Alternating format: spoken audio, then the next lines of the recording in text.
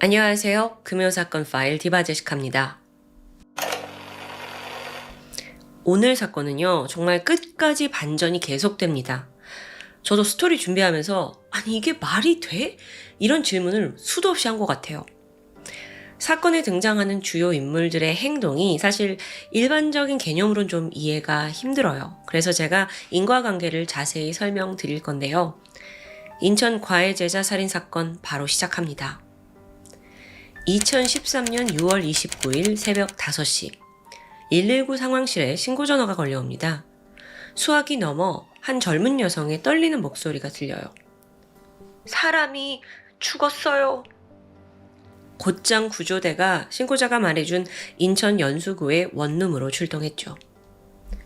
현장에 도착해 보니까 망연자실한 표정의 여성이 침대에 멍하니 앉아 있습니다. 들어오는 구조대원에게 손으로 이렇게 화장실 쪽을 가리켜요.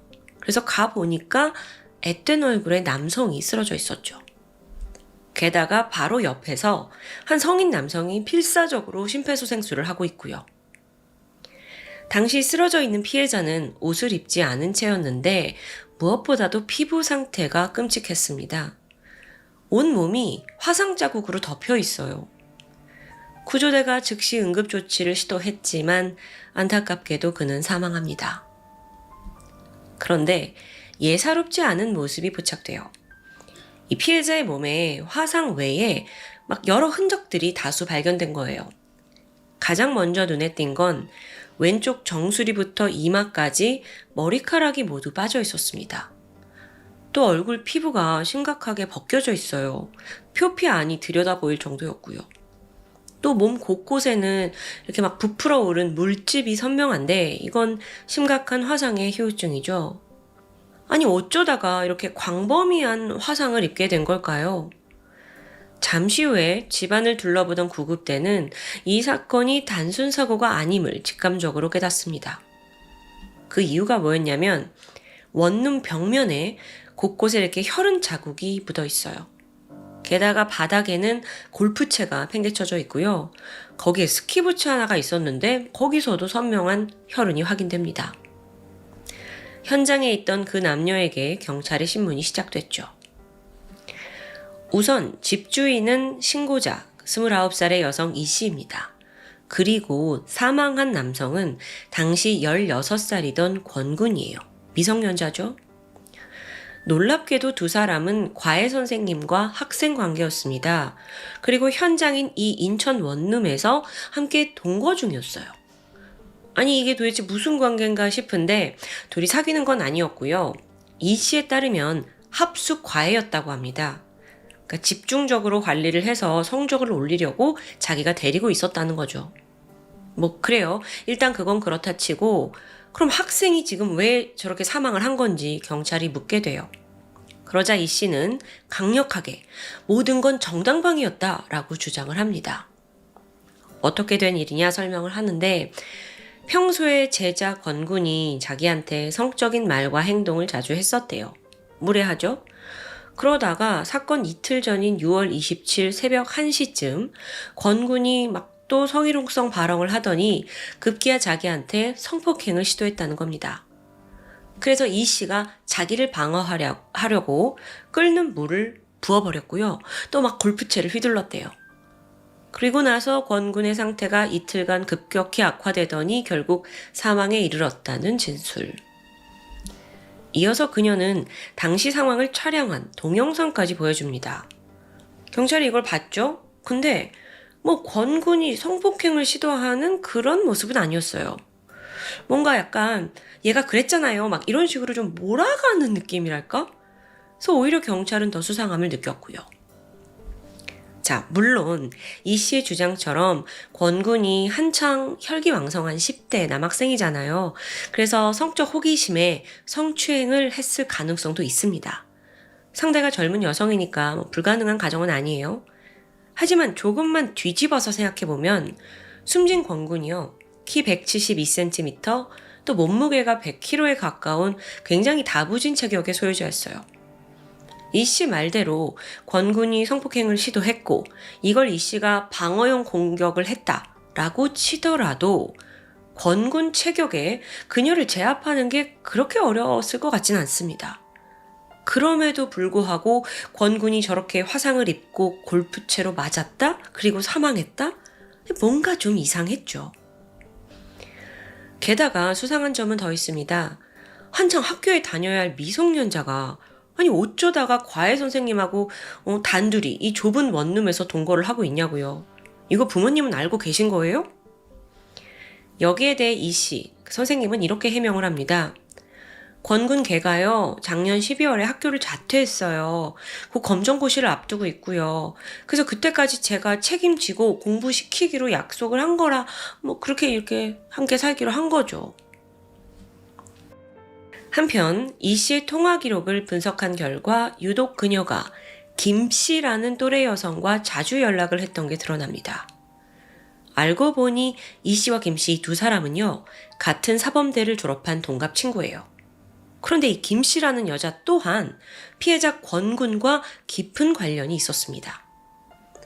사건 발생 1년 전인 2012년 4월이었는데 이때 친구 이 씨와 김 씨 두 사람이 강릉에 있는 한 고등학교로 교생 실습을 나가게 돼요. 그리고 여기서 바로 권군을 만나게 된 거죠. 김 씨는 현재 권군이 이 씨와 동거하고 있는 상황도 다 알고 있었고요. 자, 이거 뭔가 좀 상황이 좀 전혀 예상하지 못하게 흘러가고 있죠. 경찰은 일단 김 씨를 불러서 참고인 조사를 합니다. 그녀가 그날의 상황에 대해서 이렇게 말해요. 새벽 1시쯤 친구 이 씨가 전화를 했대요. 그래서 권군이 나 성폭행하려고 한다 이 이야기를 자기가 전에 듣고 너무 놀래서 김 씨의 남자친구 안 씨를 대신 그 집에 보냈어요. 그 안 씨가 누구냐면 앞서 화장실에서 심폐소생술을 하고 있던 바로 그 남자입니다. 그래서 경찰이 안 씨의 또 증언을 들어보게 돼요. 그랬더니 안 씨가 자기는 그렇게 가라고 해서 해보니 권군이 이미 온몸에 화상을 입은 상태였고 부상이 너무 심했었다. 근데 그 외에 자기는 무슨 일이 있었는지 모른다. 이런 입장이에요. 지금 뭔가 막 빠져있는 것 같은데 이 상황을 자세히 밝히기 위해 경찰은 다시 집주인, 그 과외 선생님이라는 이 씨를 소환해요. 그런데 그녀의 태도가 상당히 불성실합니다. 자기한테 좀 불리하다고 생각되는 경찰 질문은 그냥 모르겠어요. 모르쇠로 일관을 하고 아예 묵비권을 행사했죠. 한편 사건 소식을 들은 권군의 부모님이 청천벽력이잖아요. 그래서 막 아들의 죽음에 오열합니다. 그리고 한 걸음에 강릉에서 달려왔는데 사실 그들은요, 권군이 검정고시를 준비하려고 과외 선생 이 씨와 인천에 와서 가까운 곳에서 지내고 있다고 알고 있었어요. 선생님이 따로 방을 내어준다고 생각을 해서 허락을 했대요. 그래도 사실 가족도 아닌 사람한테 아직 16살밖에 안 된 아들을 맡긴다는 게 쉬운 결정은 아니잖아요. 그런데 여러분, 부모님이 그 이 선생이란 사람을 신뢰하게 된 데에 또 강한 이유가 하나 있습니다. 아들이 고등학교 1학년 때 교생 실습을 나온 이 선생님과 만났죠. 근데 그러면서 원래 하위권에 머물고 있던 성적이 반에서 7등을 할 정도로 급격히 향상됐어요. 이때 이 선생이 방과 후의 지도까지 해주면서 막 물심양면 도왔던 거예요. 아니 이러니까 부모의 신뢰가 교육을 넘어서 거의 절대적인 믿음으로 자리 잡게 된 거죠. 그런데 또 갑자기 그해 11월에 권군이 왕따 문제로 자퇴를 하겠다고 해요. 그래서 부모님도 담임 선생님도 막 말렸어요. 근데 얘가 요지부동인 거야. 실제로 학교에서 왕따를 겪었냐? 그것도 아니었고요. 그러자 권군이 뭐라고 하냐면 사실요, 제가 성적이 오른 김에 좀 더 집중해서 본격적으로 공부해보고 싶어서 그래요. 저 학교 그만두고 검정고시 볼래요. 그러니까 아들도 이렇게 명확하게 의견을 전하는 거예요. 게다가 성적을 올려준 이 선생까지 부모를 찾아와서는 부모님, 제가 얘 검정고시 합격시키고 대입까지 도울게요. 심지어 그 개인 과외를 무료로 해준다는 약속도 합니다. 다만 여기서 이 씨가 한 가지 조건을 덧붙였어요.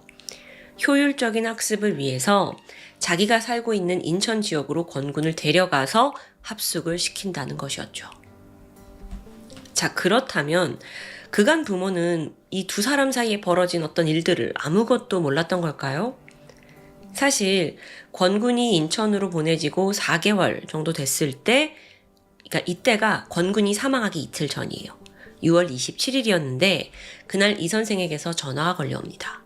대뜸 당신네 아들이 나를 성폭행하려고 했다고요. 막 소리를 치고 화를 내면서 전화를 끊어요. 부모님은 놀랬죠. 무슨 일이야. 그리고 얼마 후에 권군에게 또 전화가 옵니다. 아빠 미안합니다. 내가 선생님이 여자로 보여서 그랬다. 아빠가 잘 이야기해줘. 이게 바로 권군이 부모님과 나눈 마지막 통화 기록이에요. 좀 너무 상황이 좀 복잡하죠. 아니 그럼 부모는 이런 상황에서 아무런 대처도 안 했느냐? 이 질문이 들 수밖에 없는데 안타깝게도 그들은 좀 이상한데 정도로만 생각을 하고 이걸 심각하게 받아들이진 않았던 것 같아요. 근데 여기에도 이유가 있습니다. 왜냐면 평소 이제 착하다고 생각했던 아들이 성폭행? 이걸 이제 받아들이기 힘든 것도 맞아요. 근데 무엇보다도 이상한 건 아들이 이 선생에 대해서 어떤 연정, 좋아함을 품은 적이 없기 때문이에요. 사실 다른 사람을 짝사랑했어요. 그 존재는 바로 또 다른 교생 선생, 김씨, 김 선생이었죠. 이 선생의 동갑 친구 교생이요. 자, 권군이 김 선생을 좋아했다. 사실 권군은요, 자기 메신저 프로필에도 김 선생의 사진을 올려둘 정도로 그녀를 많이 좋아했습니다. 부모님 역시 알고 있고요. 아니, 무슨 상황이야 이거. 아니 그럼 처음에는 김 선생님 좋아하다가 나중에 이 선생님과 합숙 과외를 하면서 살다 보니까 감정을 느꼈다는 거야? 이렇게 이들의 복잡한 관계를 경찰도 막 머리를 싸매면서 하나하나 풀어가던 중 부검 결과가 나옵니다. 먼저 사인은 화상에 의한 폐혈증이었어요. 여기에 화농성 뇌막염, 급성 위염, 여러 합병증이 동반이 됐고요. 사망 당시에 정말 전신에 걸쳐 심각한 염증 반응을 일으킨 후였죠. 그런데요, 마지막 부검의가 이런 소견을 덧붙였습니다. 사망 과정에는 동반된 외상과 함께 이전부터 존재하던 손상들도 명백히 영향을 미쳤다. 뭐야 이거 그러니까 그때만이 아니라 이전부터 장기간에 걸친 반복적인 폭행과 방치가 있었다는 뜻이에요. 이 무렵 경찰이 또 하나의 중요한 단서를 확보하게 되는데 앞서 이 씨가 경찰한테 보여줬던 동영상 기억하시죠? 이걸 확인해 보니까 촬영된 시각이 26일 밤 11시입니다. 뭐라? 근데 이 씨는 진술에서 새벽 1시쯤 권군이 나를 성폭행하려고 했다라고 말했잖아요. 뭐야, 앞뒤가 맞지 않는 거예요. 그래서 이 부분을 강하게 추궁하니까 이 씨가 결국 그 성폭행 주장이 거짓이었다라는 걸 자백했어요. 자, 그럼 부검을 통해서 나온 상처들은요? 여기에 대해서도 이전부터 그녀가 권군을 폭행해 온 것을 인정했죠. 도대체 왜 그랬는지 궁금한데 그 범행 동기, 이 씨가 말한 범행 동기가 또 황당합니다. 뭐라고 했냐면 성적 올려준 거 제가 그런 거잖아요. 그게 나예요. 근데 내가 그렇게 열심히 했는데 정작 내 친구 김 씨만 좋아하니까. 무슨 소리야. 그러니까 살해 동기가 질투심 때문이라는 거예요? 거기에 더해 권군이 평소에 공부를 열심히 하지 않고 한눈을 자꾸 팔아서 자기가 체벌차 그렇게 폭행을 했다는 거예요. 그러면서 조사 내내 그녀는 단독 범행이다라고 주장을 했어요. 자, 그렇게 자백이 나오면서 질투와 분노로 이 씨가 우발적으로 저지른 사건으로 마무리되는 듯 했죠. 근데 듣고 있는 여러분도 어딘가 이게 계속 지금 찜찜하잖아요. 맞아요. 이 씨가 검찰에 송치된 이후 뜻밖의 반전이 발생합니다. 사실 애초부터 검찰은 이 씨의 범행 동기? 질투? 이게 뭔가 석연치 않았어요. 아니 그러면 이 선생이 권군을 좋아했다는 걸까? 좋아해야 질수라도 생기는 거잖아요. 아니 그럼 왜 전부터 계속 폭행을 하냐고요. 이게 말이 안 돼. 그래서 휴대폰을 포렌식하면서 삭제한 메시지, 통화 기록을 막 분석하던 중 이 사건의 공범이 있는 정황을 포착합니다. 그게 바로 친구 김 씨와 그녀의 남자친구 안 씨였죠. 검찰이 이 사람들 휴대폰까지 다 입수를 해요. 그리고 메시지를 복원합니다. 그러자 숨겨져 있던 충격적인 사실들이 하나하나 드러나는데, 여러분, 숨진 권군이 사실은 이 김 씨, 김 선생과 깊은 관계였더라고요. 두 사람이 성관계를 맺었을 정도였죠. 이거 무슨 전개가 이렇게 흘러가죠? 자, 김 씨가 교생 실습으로 권군의 고등학교에 왔을 때로 돌아갈게요. 16살 고1이던 권군은 김 선생한테 한눈에 반합니다. 중간 과정은 자세히 알려져 있지 않은데 어쨌든 두 사람이 그때부터 사귀게 된 거예요. 친구 이 선생이 막 권군을 많이 도와줬다고 했잖아요. 공부시키고 성적 올리고. 근데 그랬던 이유도 자기 친구의 남자친구여서 그런 거예요. 근데 실제로는 김 선생이 시킨 것 같기도 하고요. 그런데 정작 이 김 선생의 입장에서는 권군하고 진지한 교제를 원했던 건 아니었어요. 미성년자랑 좀 스릴 있는 그 위험한 플러팅을 즐기는 정도였죠. 사실 그녀는 임용고시를 앞두고 있었는데 교생 실습 갔다가 미성년자랑 부적절한 관계였다? 이거 소문나면 커리어는 단숨에 무너집니다. 그래서 교생을 끝내고 자기 고향인 인천으로 돌아온 김 씨는 여전히 초조했어요. 강릉에 있는 권군이 혹시 우리들의 관계에 대해서 발설할까봐 불안한 거예요. 게다가 이쯤에 새로운 남자친구까지 생겼고요. 권군은 더 이상 감당하기 힘든 불편한 존재일 뿐이었죠. 그래서 김 씨가 빠져나갈 계략을 세우게 됩니다. 성적 향상을 미끼로 권군을 자퇴시키고 집에서 빼내와서 친구인 이 씨한테 맡겨야겠다. 이게 그녀의 계략이었어요. 그래서 권군은 여자친구라고 믿고 있는 이 김 선생의 설득에 넘어가서 학교 그만뒀고요. 이 선생의 집으로 와서 합숙 과외라는 기묘한 동거를 시작하게 된 거예요. 와, 이 사건 정말 골 때리죠. 한편 이 씨 입장에서는 갑자기 혹이 생긴 거예요. 친구 부탁을 받아서 어쩔 수 없이 집으로 데려오긴 했지만 아무래도 이 좁은 원룸에서 같이 산다는 게 상상 이상으로 불편하죠.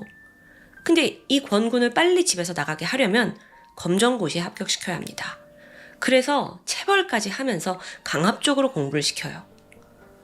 그런데 반면에 권군은 제가 인천에 왔어요. 떠밀려 온 거야.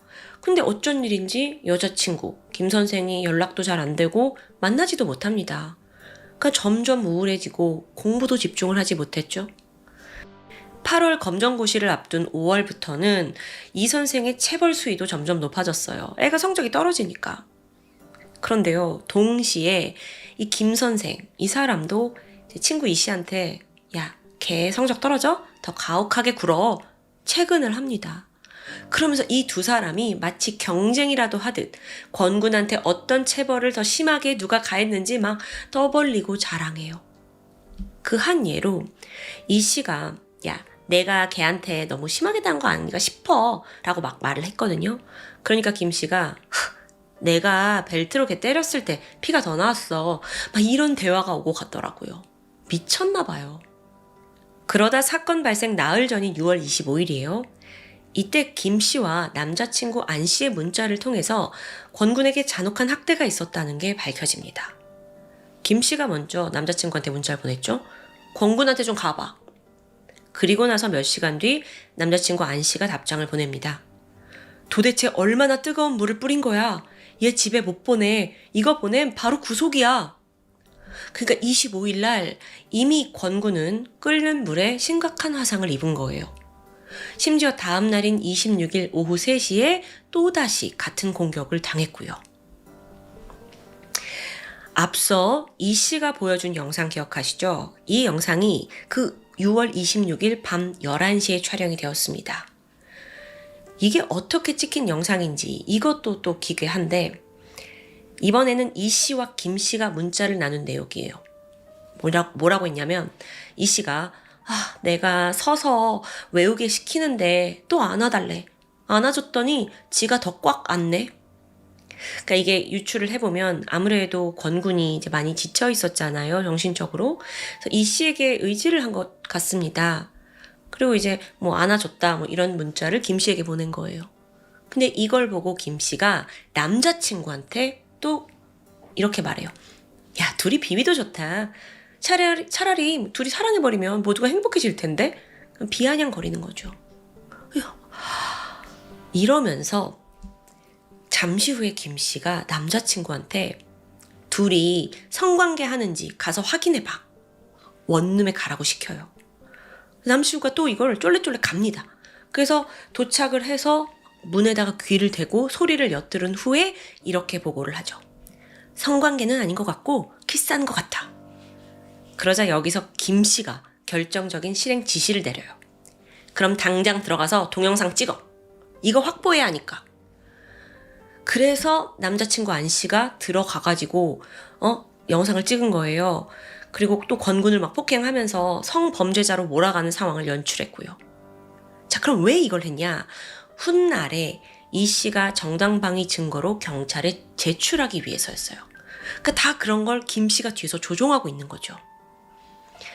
또 한참 그렇게 실랑이가 이어지다가 이제 남자친구 안 씨도 지쳐가지고 못 때리겠다 하고 폭행을 중단하려고 합니다. 그러자 김 씨가 다시 명령해요. 야, 지금 아니면 언제 때릴 수 있어? 이 씨 시켜가지고 뜨거운 물 좀 더 부으라고 해.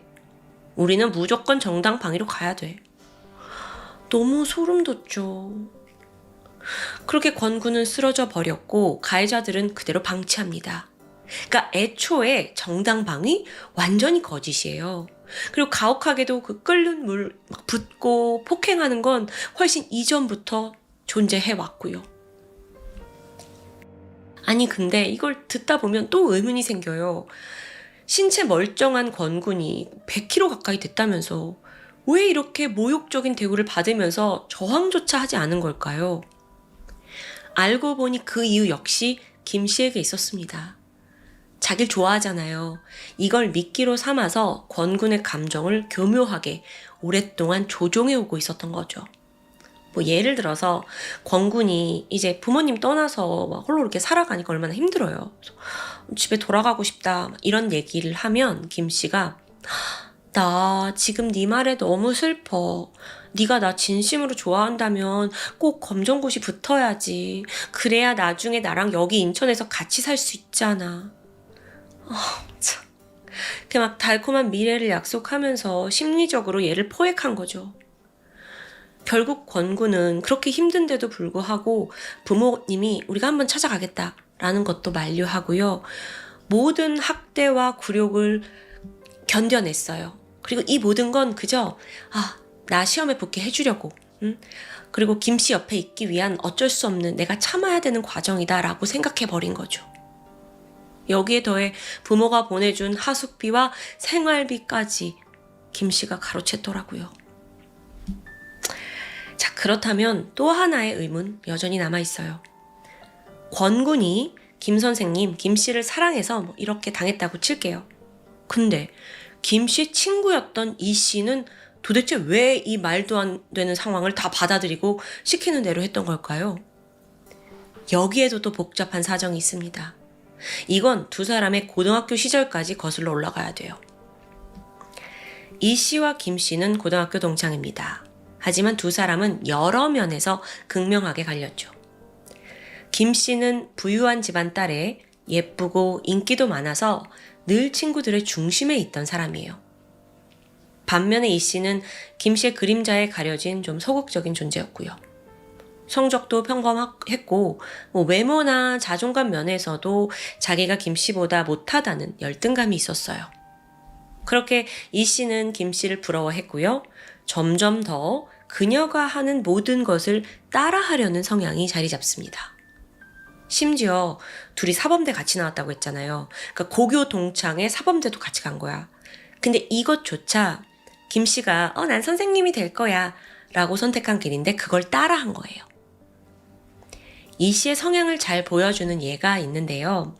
지난 2009년 이 씨는 친구 김 씨의 소개를 통해 원이라는 남자친구를 사귀게 돼요. 이때에도 이 씨는 남자친구 그리고 자기 친구 김 씨의 말이라면 무조건 따르는 성향이었대요. 그래서 남자친구가 난 살찐 여자가 좋은데? 이 말을 하자 체중을 그냥 일부러 10kg 정도 늘려버립니다. 그러니까 이 씨가 이 주변의 요구나 기대에 좀 과도하게 순응을 하려는 의존성 성격 장애를 가지고 있던 것 같아요. 그러던 어느 날입니다. 남자친구 원희가 갑자기 이 씨한테 이런 문자를 보내요. 권군이 검정고시 못 붙으면 야쿠자가 우리 엄마를 죽일지도 몰라. 에? 뭐야? 너무 어처구니 없잖아요. 뭐 갑자기 야쿠자가 나와. 근데 우리가 지금 그냥 이성적으로 들으면 이거 말이 안 되는데 이 씨는 그렇지가 않아요. 정말 그럴 수도 있겠구나. 이걸 믿어버린 거예요. 그래서 불안과 강박에 시달리면서 내 남자친구를 또 구하기 위해서 계속 권군을 시험에 붙게 하기 위해 압박했던 거고요. 근데 여러분, 이게 좀 뭔가 이상하죠? 이상해. 아니, 남자친구 원희가 왜 갑자기 권군 문제에 관여하냐고. 여기서 충격적인 사실이 또 있습니다. 이 씨가 지난 4년간 사귀었다고 믿었던 원희 남자친구는요, 사실 이 사람과 단 한 번도 실제로 만난 적이 없어요. 외국에 살아서 못 만난대요. 그걸 그대로 믿은 거고요. 자, 그럼 원희의 실체가 누구일까요? 네, 바로 친구 김 씨였습니다. 김 씨가 만들어낸 존재고 그걸 가지고 자기 친구 이 씨를 조종하고 있던 거죠. 미쳐버려. 자, 그래서 경찰이 당신 남자친구 실존 인물 아닙니다. 김 씨가 만들어낸 허구예요. 널 조종하고 있었어요. 이 이야기를 이 씨한테 해주거든요. 근데 이 씨가 무슨 소리세요? 말도 안 돼요. 믿질 못하는 눈치였어요. 지난 4년간인데 어쩌면 그 친구 김 씨란 사람은 4년 이상 더 오랜 기간 동안 이 친구 이 씨를 자기 하인처럼 이용해 먹으려고 이렇게 빌드업을 해놓은 것 같아요. 또 한 빠진 인물이 있습니다. 그 김 씨의 새로운 남자친구란 안 씨. 안 씨 이 사람은 또 뭐야? 왜 시키는 대로 다 하냐고. 그야말로 꼭두각시였던 거죠. 즉 좀 정리를 해보면 권군을 직접 사망에 이르게 만든 사람은 이 씨예요. 하지만 모든 시나리오를 기획하고 또 여기에 필요한 각자에게 배역을 주면서 이 무대 위에서 피해자 권군을 괴롭히고 죽게 만든 감독, 그 장본인은 김 씨였던 거죠. 정말 이 사건 너무 소름이 끼쳐요. 너무 치밀했어. 자, 이제 법의 판결이 남아 있습니다. 그런데 여러분, 한 번 더 열받을 각오하셔야 돼요. 2013년 12월에 열린 1심 선고에서 상해를 입힌 이 씨는 상해 취사죄로 징역 7년을 받습니다. 그리고 김 씨는 상해 및 폭행 혐의로 징역 2년, 또 남자친구 안 씨는 같은 혐의로 징역 8개월이 선고돼요. 아니 이게 뭐예요? 지금 사람이 죽었는데 7년, 2년, 8개월? 우선 이게 살인죄가 아니라 상해 치사죄가 적용됐어요. 그러니까 죽이려는 고의성 없이 이제 상해를 입혔는데 사망에 이르렀다라고 본 거죠. 게다가 그 조종자 김 씨와 꼭두각시 안 씨에 대해서는 직접적인 사망에 이르게 한 화상, 그 화상에 대해서 공모를 한 건 증거가 부족하대요. 또 여기서 이 씨가 사실 뜨거운 물을 부은 건 나 혼자 한 행동이다 라고 말을 했기 때문인데요. 자기가 조종받고 있는 걸 아직도 모르는 것 같아요. 어쨌든 그래서 김 씨와 안 씨에게는 상해 치사 혐의조차 인정되지 않았던 거죠. 항소심이 이어졌고 최종 2014년 9월 대법원은 1심과 동일한 형량을 확정합니다. 피해자 권군의 부모는 아들을 죽게 만든 저 가해자들에게 이런 솜방망이 처벌이 내려지는 걸 보면서 가슴을 치며 또 한 번 오열했습니다. 학생 시절 새로운 교생 선생님에 대한 환상, 짝사랑 이런 경험 누구에게나 있을 수 있습니다. 지나고 보면 철부지 시절의 추억으로 남을 만한 그런 기억이 오늘 사건 피해자 권군에게는 이렇게 끔찍한 결과를 초래하고 말았죠. 피해자 권군뿐만 아니라 이 사건의 범인인 이 씨마저도 모든 걸 조정해온 김 씨가 얼마나 사악한 사람인지 전혀 몰랐던 것 같아요. 그녀에게 내려진 징역 2년, 즉 그녀는 우리 주변 어딘가에서 살고 있을 겁니다. 이 영상을 보면 웃고 있을까요? 자기가 완벽한 범죄를 저지른 것을 축하하고 있을까요? 어쩌면 그녀는 지금 이 순간에도 그 무서운 소시오패스 성향을 잘 감추고 우리들 중 한 명으로 살아가고 있겠죠. 여러분은 어떻게 생각하시나요? 자유롭게 댓글 남겨주세요. 지금까지 금요사건 파일 디바제시카였습니다. 안녕하세요. 금요사건 파일 디바제시카입니다. 2012년 4월 30일 월요일 저녁, 서울 신촌역 근방 창천동 바람산 어린이공원 인근에서 지나가던 환경미화원 한 분이 피를 흘리고 있는 젊은 남성을 발견합니다. 안타깝게도 이미 숨이 끊어져 있었죠. 20대로 보이는 남성의 시신인데 한쪽 풀숲에 유기가 되어 있었어요.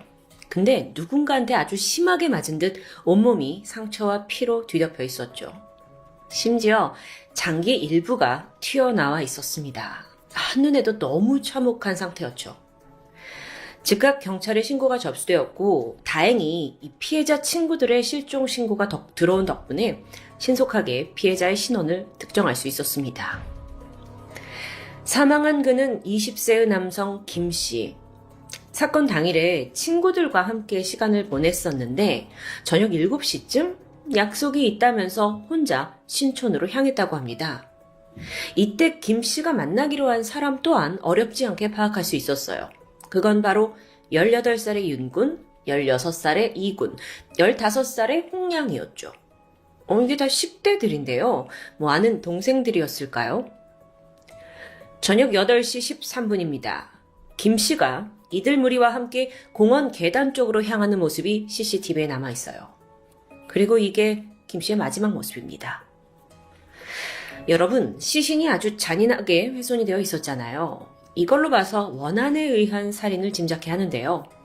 그럼 정황상 김씨와 마지막에 있었던 그 윤군, 이군, 홍양, 이 사람들이 범인일 가능성이 매우 높겠죠. 아니 근데 평범한 대학생이었던 김씨가 이렇게 나이도 어린 아이들에게 무슨 원한을 샀기에 이렇게 잔인하게 살해당했다는 거죠? 우선 이 사건 참 특이합니다. 그리고 이들의 복잡한 관계를 이해하려면 숨겨진 인물 박 씨에 대해 알아야 하겠죠. 박 씨.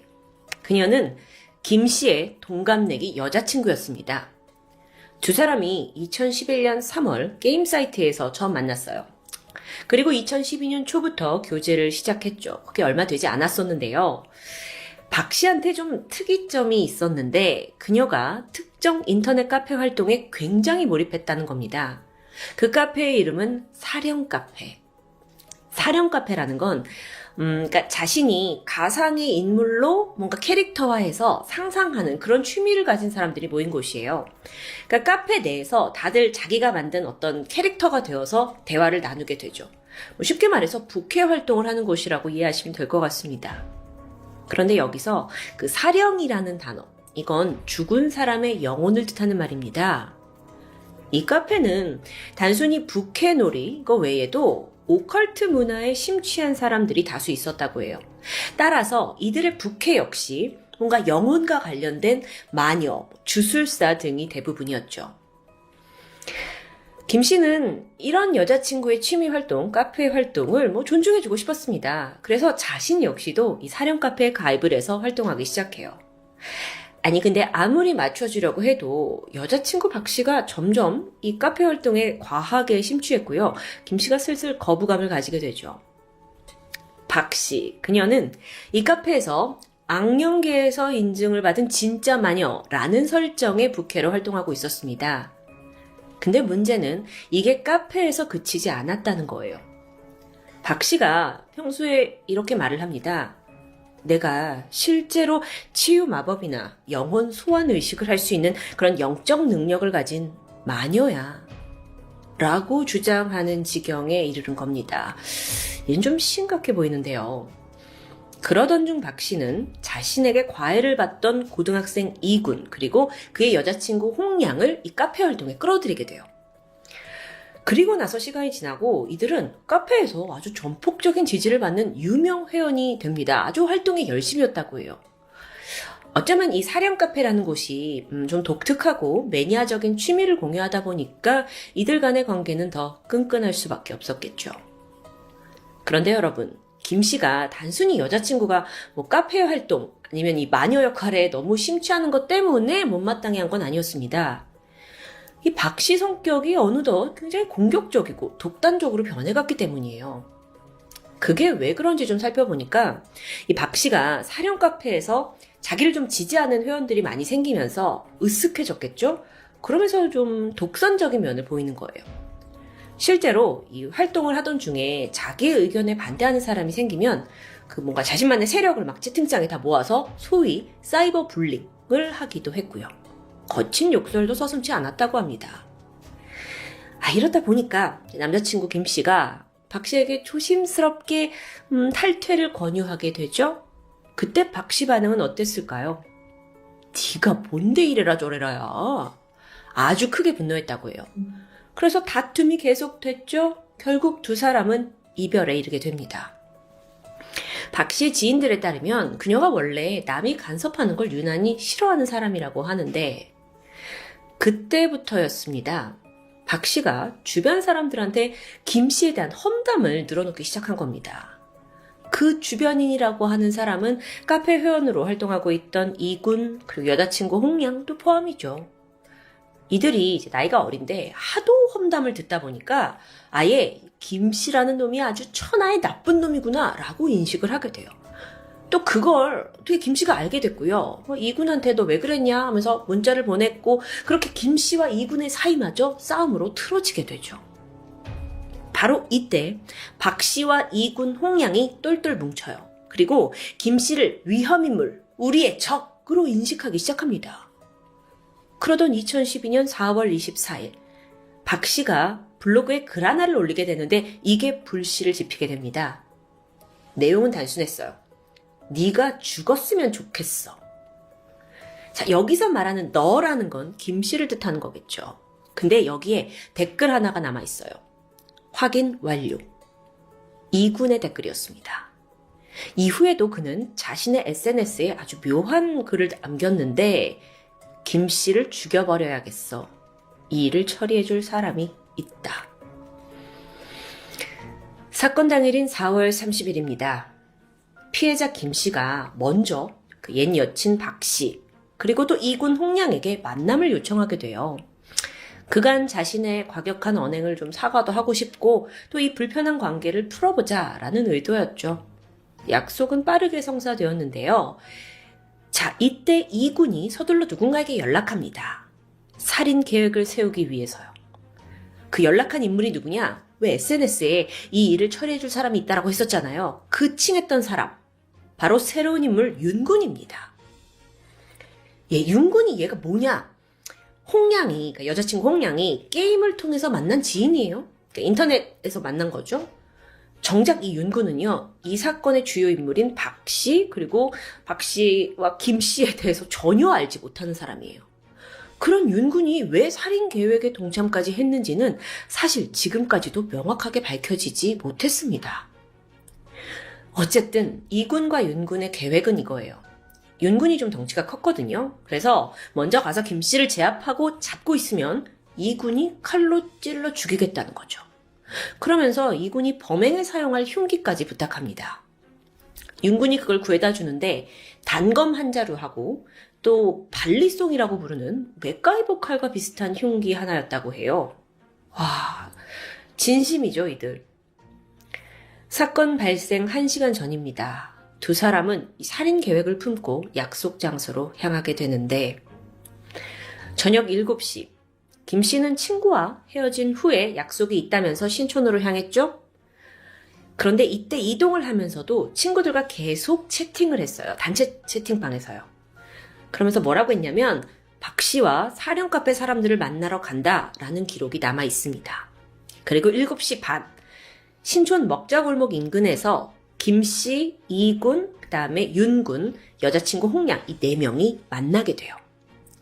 그리고 나서 잠시 후 바람산에 있는 어린이 공원으로 향하는데 자, 이걸 더 정확히 말하자면 윤군, 이군, 홍양 이 3명이서 김 씨를 공원으로 유인한 겁니다.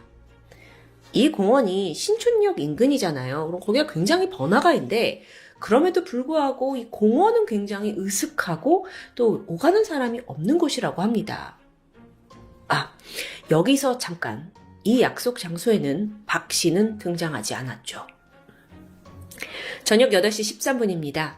이때 김 씨가 그 친구들과 있는 단체 채팅방에 메시지를 하나 남기게 돼요. 골목길로 들어선다. 왠지 수상해. 그리고 나서 아무런 톡이 없는 겁니다. 시간이 좀 더 지나서 밤 10시가 넘어서 친구들이 사령 카페 애들 만나고 깜깜무소식이다 라면서 뭔가 이제 걱정하는 대화를 남기고 있죠. 뭔가 수상하다는 김 씨의 메시지. 그건 그의 마지막 메시지가 되고 말았습니다. 윤군, 이군, 김 씨는 계단을 올라 공원의 위쪽으로 향했어요. 이때 홍량은 계단 아래에서 기다리겠다고 했죠. 그렇게 남자 셋이 딱 남았을 때 김 씨와 이군 사이에 말다툼이 시작됩니다. 둘 사이가 원래 좋지 않았으니까요. 그런데 사실 이 분위기는 살해할 타이밍을 잡기 위해서 일부러 부추겼던 거예요. 시비를 걸면서 분위기가 험악해지고 있는데 마침 김 씨가 가방에서 무언가를 꺼내려던 순간 이때다 싶었던 윤군이 김 씨 등 뒤에서 목을 조르면서 공격합니다. 완전히 무방비 상태였던 김 씨는 아무것도 할 수 없었죠. 그리고 이걸 보던 이군이 이때다 싶어서 망설임 없이 바로 김 씨를 찔러요. 무려 10번이나요. 이때 김 씨가 미안하다, 살려달라 라고 애원했지만 두 사람은 들은 척도 하지 않았습니다. 그렇게 칼로 찌르고 나서 이 윤군과 이군이 공원 주변에서 주운 쇠파이프를 가지고 와서 또다시 그를 공격하죠. 그러면서 김 씨가 결국 숨이 끊어졌던 겁니다. 김 씨가 이렇게 사망하고 나서 윤군과 이군은 즉각 이걸 은폐해야겠다라고 시도하게 되는데 저기 있는 수풀에 숨기면 들키지 않겠지? 라는 아주 단순한 생각이었어요. 근데 보니까 실제로 수풀이 그렇게 많이 우거지지 않았어요. 그리고 이미 이 현장에서 시신이 피가 많이 흘려진 상태죠. 이게 사실 누가 봐도 이 증거인멸이라는 게 불가능한 상황이었거든요. 근데 어찌나 다급했는지 이 두 사람이 그냥 시신을 그 얕은 수풀에 던지고 가버려요. 눈에 띄었죠. 누가 봐도. 근데 얘네들이 뭐라고 생각했냐면 환경미화원이 와서 청소를 하는 김에 치워주지 않을까? 그럼 경찰한테 들키지 않을 거야 라고 생각을 했다는데요. 이건 약간 지능이 의심스러울 정도로 좀 황당무계한 개념이죠. 그러고 보니까 이들이 이제 신촌에서 만나서 어린이 공원까지 올 때 이렇게 김 씨를 유인했잖아요. 근데 CCTV를 전혀 의식하지 않았습니다. 그래서 버젓이 얼굴이 다 찍혀 있고요. 여러분, 사실 심지어 이 범행을 본 목격자들도 수두룩해요. 살인이랍시고 모의를 둘이 했는데 모든 게 좀 어설펐던 거죠. 어쩌면 만들지 못했던 걸 수도 있습니다. 사실 이군, 홍량, 윤군까지 모두 약간 정상적인 사고 판단이 가능한가 싶을 정도로 심각한 인터넷 의존증을 보이는 사람이었다고 분석됩니다. 여기서 이 세 사람에 대해서 좀 더 설명을 덧붙여보자면 이군, 그는 먼저 그 극단적인 시도를 3번이나 한 힘든 과거가 있어요. 마침 그때 만난 게 박 씨와 사령 카페였죠. 이군은 이 사령 카페의 활동을 뭔가 현실의 도피처로 생각했던 것 같습니다. 그래서 아주 열성적으로 참여하게 돼요. 또 여자친구였던 홍량 역시 마찬가지로 남자친구와 함께 사령 카페에 푹 빠져 있었죠. 여러분 친구들이 약간 코스프레를 했던 그 사진들을 보면서 어느 정도 감이 잡히실 거라고 생각이 듭니다. 한편 윤군의 경우에는 사령 카페와는 아무 관련이 없어요. 박 씨도 모르고. 근데 평소에 인터넷에다가 뭐라고 올렸냐면 나는 곤란한 일도 단번에 해결해 줄 수 있는 해결사와 같은 존재입니다. 라는 뭔가 상상의 자법 같은 글을 자주 올렸다고 해요. 그러니까 이군이 그를 접촉을 해서 살인을 우리 같이 해달라라는 요청에 그냥 쉽게 예 좋아 하고 받아들였던 것 같아요. 그래서 이걸 한마디로 봤을 때 이 세 사람 모두 약간 현실 감각이 좀 부족한 사람들이 아니었나라는 평가를 받게 되죠.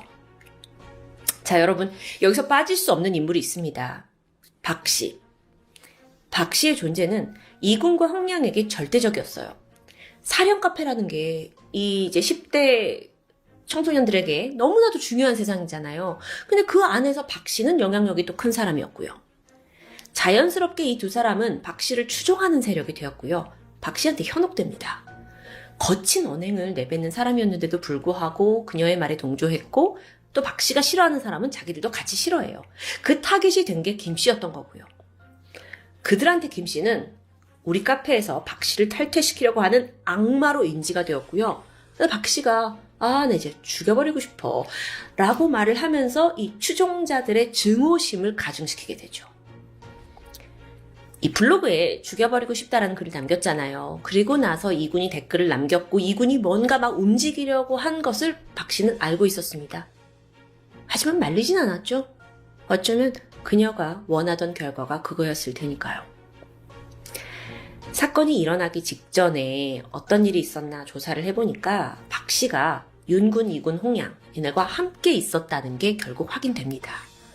그리고 애들이 챙겨온 흉기를 다 봤어요. 하지만 박 씨는 아무런 제재도 하지 않았죠. 그래놓고 사건 현장에는 샘만 보내고 자기는 빠져나갈 구멍을 만들기 위해서 자리를 피한 것으로 보입니다.